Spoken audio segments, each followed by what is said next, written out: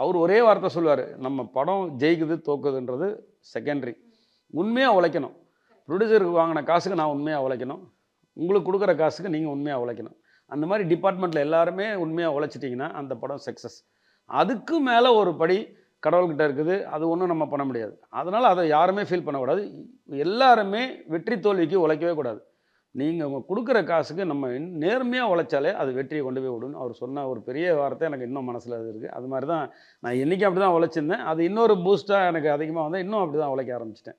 Exactly, நீங்கள் சொன்னதெல்லாம் correct தான். அண்ட் இந்த படத்தில் வந்து ஒரு பயங்கரமான கார் சீக்வன்ஸ், ஒரு ஃபைட் இருக்கு இல்லையா? அவர் வந்து அந்த மேலே காரில் இருந்து சுற்றி சுற்றி ஷூட் பண்ணுறதுலாம் பயங்கர மாசாக இருந்துச்சு.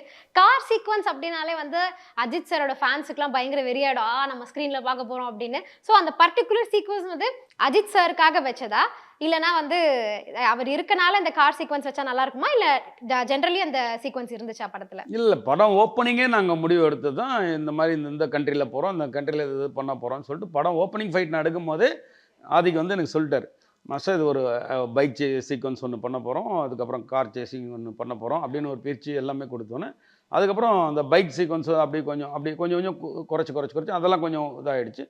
கிளைமேக்ஸு கார் சீக்வன்ஸு நாங்கள் முன்னாடியே முடிவு பண்ணது தான்.